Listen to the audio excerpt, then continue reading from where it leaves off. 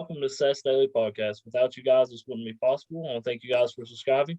We're blessed enough to have our special co-host back again this week, Malcolm Johnson. How are you doing tonight, man? I'm doing wonderful, and it's glad to see you again, and I can't wait to get speaking with our next guest. And have some great night of music. Absolutely.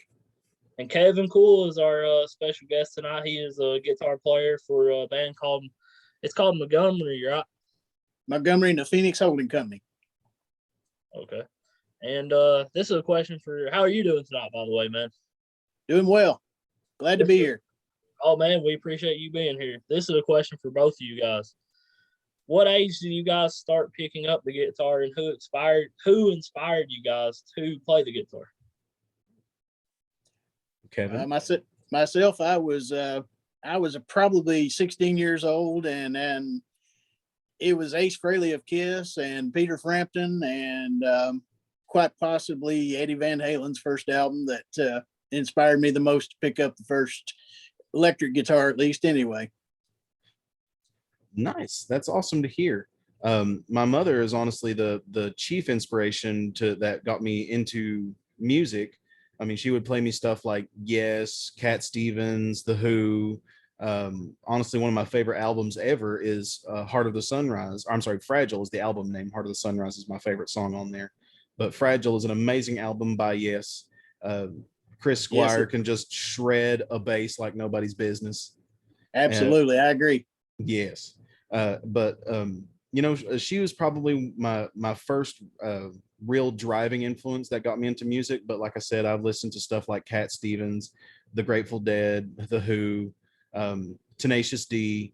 I'm picked from a very wide variety of song inspirations. Yes, sir. And I know you got some amazing music questions for Kevin, so go ahead and ask them. Well, I mean, I like to think so. Anybody who's into the music scene and tours with any success, I'm always just curious, about little tales of the road or embarrassing or frustrating things that may have happened just completely out of the blue.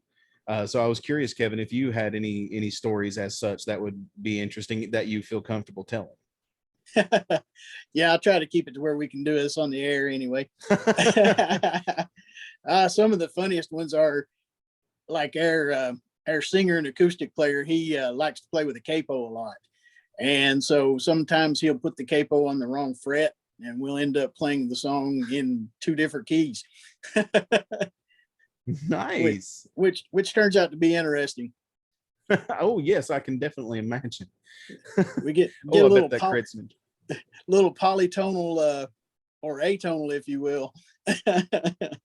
That sounds actually hilarious. I can only imagine that's made some interesting moments mid-show. And it gets really interesting because, like, with me, what I do, I don't like using a capo. And since I know he does a lot, I tune one of my guitars up a half step instead of in standard tuning so that I'm playing in a different key than he's playing in. When you look at our hands, there's a guitar player, you probably go, what? And then our bass player, he will tune down a half step so that he can get an extra lower note in there. And so if you look at the bass player and the acoustic player and the electric player, we're all playing in different keys. That is wild. I can only imagine that. I mean, that would just confuse me. So I have to applaud you guys for being able to keep up in step with that. Yeah, we try not to look at each other's hands so we don't get confused.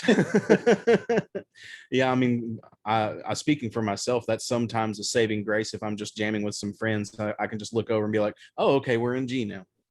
Yeah. So thank you for giving me trust issues if I should ever play with you all in the future. It can get fun. Oh, absolutely. There's a really good friend of mine. I always just pick random pitches out of the air, and he's just like, it's that one. And then I just, find it on a keyboard, and I was like, holy crap, you're right. He claims to have perfect pitch in every way I've tested him. He has been correct, but he can just shred on a trombone or an upright bass. He's gone around the U.S. touring with An Evening with Janis Joplin. I don't know if you know the show. Oh, that sounds awesome. Anyway. Yeah, he's something else, and you would get a kick out of him. So I can sing nothing but his praises. Awesome. Now, another question that I did have, when it comes to songwriting, I know that a lot of people take a very different approach. Like some people start with a musical lick and then develop a song around that, whereas other people start with the lyrics and then kind of develop music around the lyrics. I'm just curious that when it comes to yourself and the band, how they take things, or try to, or when they're working up one of the covers, where do they usually start from? Okay. With myself, it can happen either way. Generally, it's usually the music first, because I don't sing very well. I do play guitar, so usually I will come up with the music first and then add lyrics later. With John, our acoustic and singer, he of course is a singer, so a lot of times he will have a story lined out that he is going to build the song around, and he will start usually with the words or the story and then adapt the music to fit that. Nice. Yeah, I always enjoy hearing people's creative processes and just kind of how they bring things together, and it's always neat to see those moments of inspiration from everybody. Yeah, we've got one song, it's called Watering Hole, and he was sitting up at Bank 253 one night, and everyone was just getting toasted as the night went along, and he was sitting there watching the crowd, and he said, and I just started writing down what I saw, and he said, and then I took it home and whittled that into a song format and put the music to it, and lo and behold, there it is, the song, Watering Hole. That's awesome. That's awesome. Yeah, it's always great to hear when people receive inspiration and where they get it from, because it really can just come from anywhere and from anyone or any circumstance. Yes, I agree. And how? Oh, sorry. What was you No, gonna go ahead. No, I was going to say that I forgot what I was going to say. So please continue. How did COVID affect your band and stuff? And how did it feel when you first came back and played at your first venue? Well, we were lucky. We actually got to play the last weekend that anyone could play before they shut everything down, and so it was nearly a year, actually a little bit over a year before we got to play again, other than a wedding. We played at a wedding reception in September, and then we hadn't played again. We were supposed to have played at New Year's, and of course that got shut down by COVID again. And so then it was after, I guess it was in April when we played in Paintsville at the SIP Theater. It was us and Halo on a double bill, and Halo needed a guitar player and a drummer. So Sean, who plays drums for us, ended up being the drummer for her that night, and I ended up being one of her guitar players. So he and I played about 3 hours total music that night. Nice. Shout out to Sean. He's a really great guy. Yes, he is. Oh yeah, happy birthday, Sean. Yes, happy birthday, brother from a different mother. Congratulations. Happy birthday indeed. And you two actually both have upcoming shows. Malcolm, you have an upcoming show next Wednesday at Broken Throne, and Kevin, I'm not sure where your band has some upcoming shows that you can tell Yeah, we're the playing. viewers and me and Malcolm about them. We are playing at Smoking Butts in Paintsville on July the 17th, I believe it is. Somewhere in that neighborhood anyway. I guess I should have looked. It's been a minute since I've been in Paintsville. I need to go back and check, because I've not been to that place, and I've heard really neat things. Yeah, it's a great little place. We love playing there. We've played, I'd say probably at this point 6 or 7 times there at least. Nice. And Malcolm, tell us about your upcoming show next Wednesday at Broken Throne. Well, I mean, you pretty much hit the nail on the head there. I will be playing a gig at Broken Throne that will start at 7:30, and I will be playing till 9. I'll probably throw a few minute break in there just so I can grab myself a beer, because it's very hard to play, sing, and drink beer. I've tried, but I have yet to master that technique. Give me time though. But the gig is going to be a week from not today, because today is Tuesday, but it will be on the 16th, which is a Wednesday. And then, like I said, I start at 7:30. I'm going to be doing almost entirely covers. So you'll be hearing some stuff from the band, Tom Waits, a couple of Irish folk tunes. You'll hear a Cat Stevens tune. And for those who were raised in the 80s and 90s, there's going to be a section of music just for you guys. I'm not going to tell you what or how. You're just going to have to come and watch. Will there be anybody opening up for you? No, there won't be an opener, but I am going to talk to a couple of friends to see if they want to come in and just join in with me. Like I said, nobody's confirmed yet, so I'm not going to mention any names, so I don't have to feel like they've been pressured. But if I can get the people in that I want to, one's an amazing guitarist who can just noodle around like nobody's business. And then a few people that I've actually just met at Broken Throne and doing their own stuff or on an open mic night. So yeah, I'm just trying to get just a group thing going on, and I guess you could say it's like the Pikeville version of the Traveling Wilburys. Now, for those that don't know who the Traveling Wilburys are, that's a super group that had like Tom Petty, Bob Dylan, Roy Orbison, and a few other names. So I'm going to try to start that in Pikeville. We'll see what happens. Yep.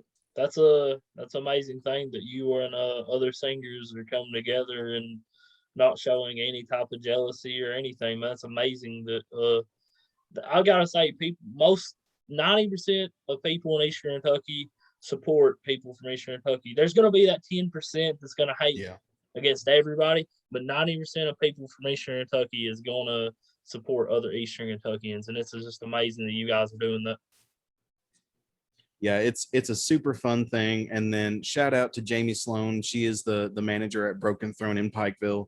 She literally, I just went in on an open mic night just for kicks and giggles because I felt like I wanted to play and sing and just get out of the house.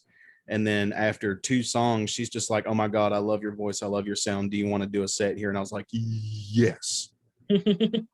So she is just an amazing individual. Anybody who enjoys music, definitely go check out Broken Throne, and they have a very tasty beer selection on tap as well.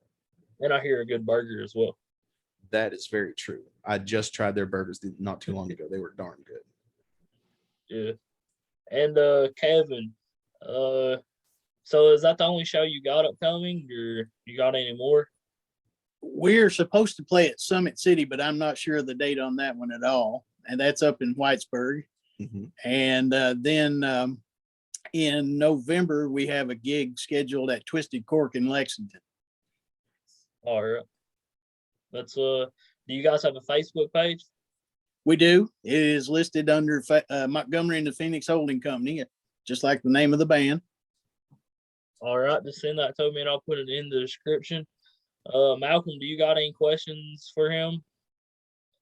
Well, see, we've got some upcoming gigs that you told us about. I asked about your songwriting process, or at least, whenever you're rehearsing a new song, what the case may be for that. You gave us a neat little fun story from the road. I am curious. Okay, if there is or were, well, actually, this is a 2-part question. So if you could have any one person jam with the band, be it both alive or dead, who would it be? I was a huge Rush fan, so I'd have to say Neil Peart. Yes. Okay, I can accept that. Or Geddy Lee or Alex, either one. Fair, but fair. But I'm a closet drummer, so I'm going to go with Neil Peart. Very nice. Now, I love Rush and I love Neil Peart. I am not entirely sure if he is still among us or not. No, he is not. He died last year. Oh, I did not know it was that recently. Yeah, I think he died in February of last year, I believe it was. Wow. Now, if you could have someone still with us come and jam with the Montgomery Phoenix Holding Company, who would you be interested in having? I would pick Peter Frampton. Okay. Yeah, that's a good choice. Yeah, I'm a huge Peter Frampton fan. I always have been. I dig that. I really do. I would say Steve Howe, yes, which was one of your favorites there, but Steve would blow me off the stage, and I would be just way too embarrassed to even be up there. Fair, fair.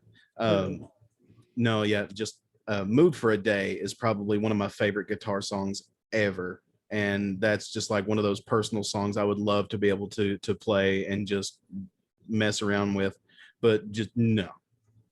Yes, I get that. Yeah. I mean Had that and Over the Hills and Far Away by Led Zeppelin. I had the privilege of getting to see Yes perform the Yes album and one of their other albums in its entirety about 5 or 6 years ago, and he did play part of Mood for a Day, and also the clap, obviously. So I'm very jealous. A friend of mine is the technical director at the Mountain Arts Center in Prestonsburg, and I work with his wife at the Appalachian Center for the Arts here in Pikeville. And when we were working together, he got a call from her when Government Mule came and played there with Derek Trucks. And this was right when they were in the middle of Soul Shine. And I'm just like, Robert, I hate you so much, but I love you. I want to be there right now. Like that song and just the and that would be the song to hear by them as well. I'm a huge fan of that exactly. song. That song, I honestly, I think the first time I heard that song, I was a couple of beers in, and I just kind of like was like, this is the most amazing rock ballad I think I might have ever heard. Yep, most definitely. Yeah. I think actually the recording that I did here, Derek Trucks broke a string mid solo. And so at the end of the song, they're just like, Derek Trucks on the 5-string guitar. Well, he just played the hell out of that 5-string guitar. So, I mean, I don't know why. I love just little things that happen like that. And just I applaud the musicianship of anyone who is capable of just rolling with the punches like that and just keep on putting forth a good show, because Lord knows I've done theater enough to know that crap like that will happen. And if you can roll with it, by God, you're just making the show that much better for everyone else. Absolutely. Mm-hmm. And what? This is a question for. Oh, did I interrupt you, Malcolm? I'm sorry about that. No, I was just no. That was me going to be like, what am I going to say again? I don't know. Help me. What guitar to? This is my last question for. This is for both of you guys. What kind of guitar do both of you guys play? Well, I played different ones, but for the most part, I play this particular guitar right here, which is a Ernie Ball Music Man Steve Morse model. I like it because it has 4 pickups in it, and I can get just about any sound that I need to get out of it. It's like a combination Les Paul, Telecaster / Stratocaster type thing. And with the touch of just a few little buttons, I can go from one sound to another, and saves you from having to change guitars every single song in a lot of cases. I agree. I myself, I'm more of an acoustic player, so I've just got myself a lovely Martin acoustic guitar here. I was cruising through Lexington. I know, right? I was cruising through Lexington, and I just happened to see this little brown-bodied guitar, and I was looking at 2 of them actually. Both of them were Martins. They were both the same guitar. One of them just had a normal-looking color and body on it. They were both the same size and make. So I was just like, well, why is one almost $200 more? And the guy couldn't answer that question for me. So I was just like, well, heck, I'll just take the cheaper one then. But I mean, she's a lovely little guitar, and I can't wait to take her to Broken Throne. This will probably be her second or third outing. And you probably didn't go wrong either choice you made either. That's true. Yeah, I was very, very thankful. I had another. Well, I have. She's still in her case in the corner. I have another guitar. She survived a massive car crash with me. A friend of my friend Chase, his dad had to work on her a little bit because her neck bowed a little bit. I don't know why I keep saying she and her to identify my guitar, but I think that's almost any guitar player. but yeah, like the guitar had some neck bowing, had some warpage here and there, and I was worried I was going to lose that, and that was my first guitar, the one my mom ever gave me. So the fact that he was able to fix that, not perfectly, but at least bring it back to a playable shape, it just was able to save so much nostalgia, and I thank him daily for that. Awesome. Well, All right. Kevin, I do believe you've got some fun music to play for us, and I enjoyed hearing you at the Appalachian Center for the Arts, and I can't wait to see what you've got for us here. Well, I really haven't planned on playing anything unless that I had to. So why don't you go ahead and just break into your stuff, man? Because it would be much more fun for me just to listen. Can both of you Well- actually play? Whoever wants to go first can go first. And Malcolm, you can go first, and then Kevin can decide like what song he wants to play on the guitar and stuff. That sounds like a plan. We can certainly do that. If you want to, well, Kevin. No, yeah, I'm definitely game for that. Let me scroll up a little bit here. You will have to forgive me. My memorization is not what it once was, and this is one of the songs that I'm trying to work up for this gig on at Broken Throne coming up. Now, like I said, I am a huge Grateful Dead fan, so the song that I've chosen to play here is going to be, well, it's probably one of my favorite ones by them, and it's a lovely tune called "Ramble on Rose."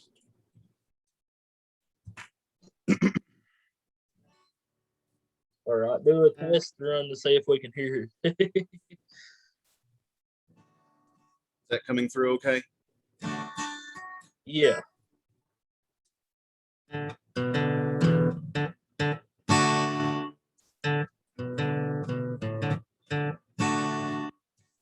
Yeah, I can hear it. Just like Jack the Ripper, just like Mojo Hand, just like Billy Sunday, and a shotgun ragtime band.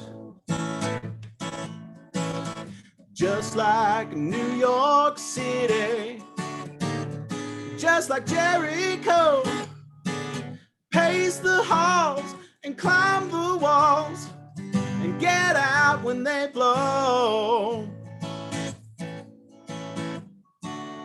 Did you say it was Rambling Rose? Ramble on, baby, settle down easy.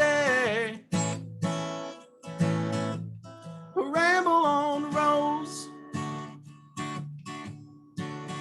Just like Jack and Jill, Mama told the sailor, one heat up and one cool down leaves nothing for the tailor. Just like Jack and Jill, Papa told the jailer, one goes up and one go down. Do yourself a favor. Did you say your name was Rambling Rose? Ramble on, baby, settle down easy. Ramble on, Rose. Just like Crazy Otto, just like Wolfman Jack, sitting plush with a royal flush, aces back to back. Just like Mary Shelley, just like Frankenstein, clank your chains and count your change, and try to walk the line. Did you say your name was Rambling Rose? Ramble on, baby, settle down easy. Ramble on, Rose. Goodbye, Mama. Jack and Jill. The grass ain't greener, the wine ain't sweeter, either side of the hill. Did you say your name was Ramblin' Rose? Ramble on, baby. Settle down easy. Ramble on, Rose.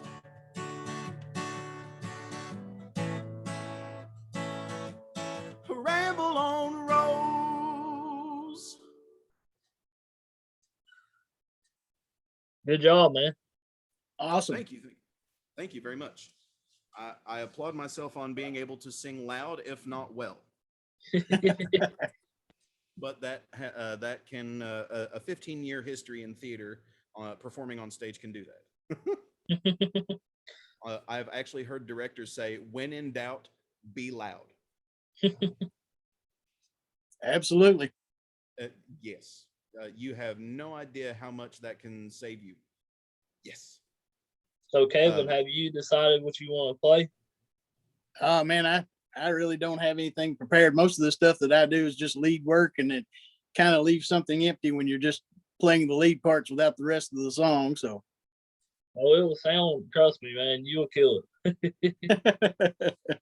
Well, if the opportunity presents itself, I would love to have you and as many people from the Montgomery Phoenix Holding Company, if they have the evening available, come to Broken Throne on the 16th.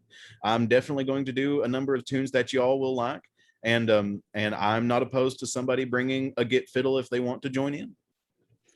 thank you very much. I appreciate that. Hey, Kevin, do you want to play the guitar and Malcolm sing, or? I don't know that we even know anything in common. Well, I mean, if you know anything by John Prine, there's a good chance I do know it. Not exactly much of an acoustic player myself, so I'm kind of lost there. Well, we can always hope for the future then. There you go. So you don't want to play? Oh no, I'll pass on that one. Okay. It's fine. Actually, I do have one quick question before you go, though, if of your opinion. If you were, well, I'm sorry, what is one song you would love to play but have not had the opportunity to like learn it or work it with a group or something like that? Well, one of my favorite songs that I love is the Jeff Beck and Rod Stewart, "People Get Ready." Ooh, And okay. I can actually play that one, but I never get a chance to play it because very few people can actually sing it in the key Rod Stewart sings it in. Well, I mean, that makes sense because he has a very, very unique voice, and heaven forbid anybody try to imitate that. Exactly. Matter of fact, since you want to hear something, let's Peer strap pressure. on the guitar there and see if I can actually remember part of this and show you a little bit about what you can do with the guitar. Is that too loud? Sounds good for me. Okay. Yeah, it sounds good. Let's see. I've forgotten it.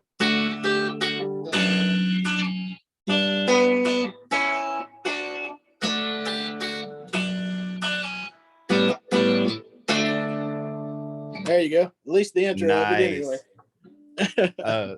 I have to tell you, like I want to be able to sing and play this song at the same time because Lord knows he can do it.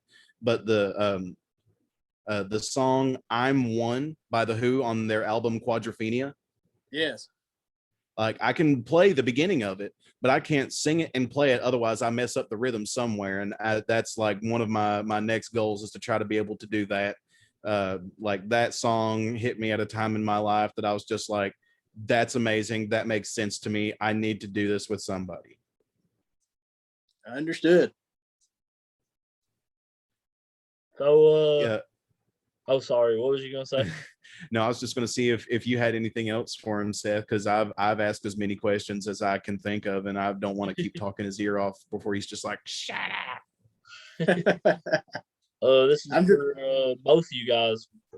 Tell us about your upcoming shows and your social medias, YouTubes, and everything. Whoever wants to go first can. okay. We've got the gig coming up at Smoking Butts in Paintsville. Pretty certain it's July the 17th. If not, you can check our Facebook page, which is Montgomery and the Phoenix Holding Company. We have all of our stuff posted there.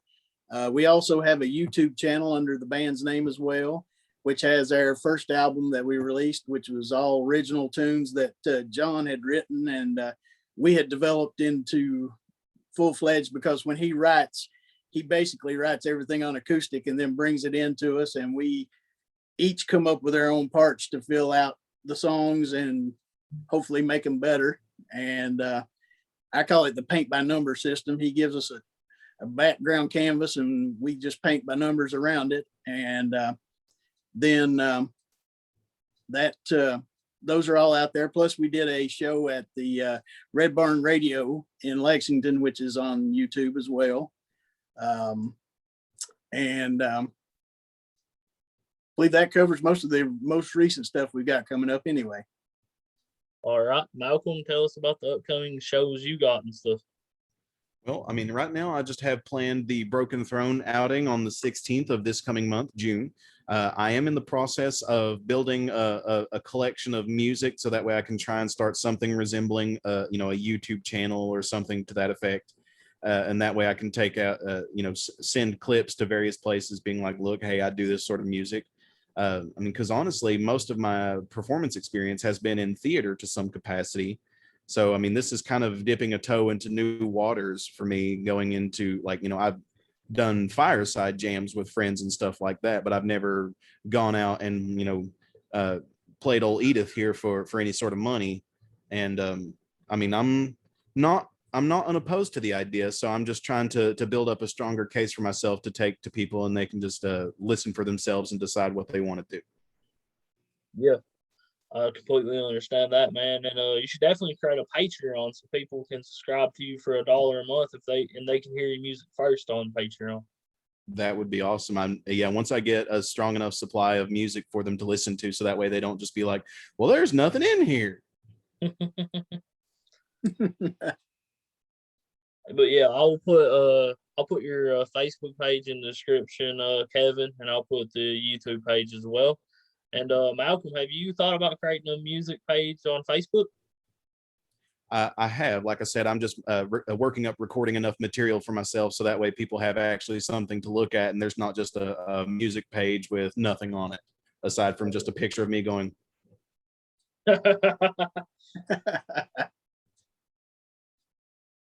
But yeah, I mean, I'm definitely looking forward to seeing what happens here in Eastern Kentucky now that restrictions are being lifted. People are going back to life, for lack of a better word, and things are not approaching normal per se, but they're just getting back to moving, and I think everybody is so thankful and ready for that. Yes, sir. And I want to thank Kevin Poole for being on tonight. And you should definitely go like his Facebook page and subscribe to YouTube. Both of them will be in the description. To send that to me, Kevin. And I will definitely want to thank Malcolm for co-hosting again this week. And you guys should, once he creates his YouTube and his Facebook page, you should like it and subscribe. And I want to thank you guys for subscribing. Without you guys, this wouldn't be possible. Y'all have a good night, and God bless.